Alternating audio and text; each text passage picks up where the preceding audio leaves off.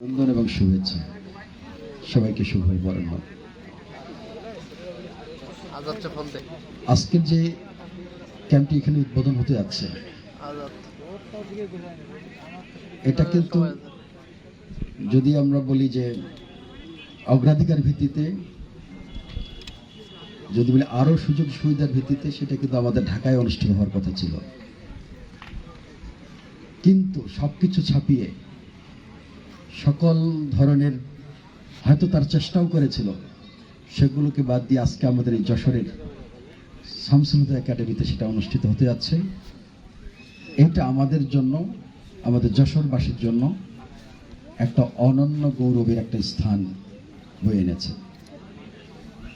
আমরা শামসুল হুদা একাডেমিকে ধন্যবাদ জানাই এবং এইখানে যারা আয়োজন করেছেন বা এটার পিছনে যারা কাজ করেছেন, বিশেষ করে আমাদের এই সংগঠনের, এই প্রতিষ্ঠানের এবং বাংলাদেশ ফুটবল ফেডারেশনের জাহিদ সাহেবকে আমরা অত্যন্ত ধন্যবাদ এবং কৃতজ্ঞতা জানাচ্ছি।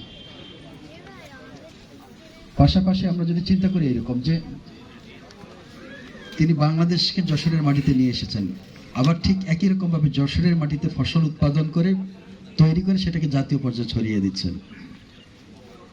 এই যে উভয়মুখী চিন্তা, একটা পারস্পরিক পরিচিতি বোধ তৈরি করা এবং সেটাকে ছড়িয়ে দেয়া, এটা কিন্তু বাংলাদেশের আর অন্য কোনো জেলার মধ্যে সেটা কিন্তু নাই। সেটা একমাত্র আমাদের যশোরে আছে। সেটার জন্য অনেক উচ্চ মনের যে চিন্তা এবং খেলার প্রতি ভালোবাসা এবং মানুষের প্রতি ভালোবাসা, এই জায়গাটা থাকতে হয়, যেটা আমরা তাদের মধ্যে দেখেছি। পাশাপাশি তিনি কিন্তু অনেক সামাজিক সংগঠনগুলো করেছেন, বিভিন্ন শিক্ষা।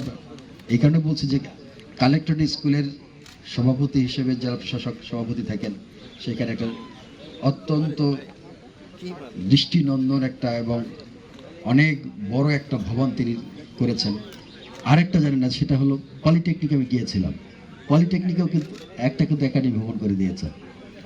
এরকম খুঁজতে দেখবো যে ছোট বড় অনেক প্রতিষ্ঠান থেকে তাদের অবদান রয়েছে। তো এইখানে যে একটা ক্যাম্প কি হচ্ছে, প্রশিক্ষণ একাডেমি, এই একাডেমিতে আমার পঞ্চগড়েরও কয়েকটা ছেলে আছে এখানে। তারা যখন এখানে এসেছিল, তারা কিন্তু আমার সাথে পরিচিত হয়েছিল প্রথমে। তো সেই কারণে বলছি, কোথায় পঞ্চগড়, কোথায় যশোর, তারা যে এখানে এসেছে, তো এটা সারা বাংলাদেশের একটা প্রতিষ্ঠান এসে পরিণত হয়েছে।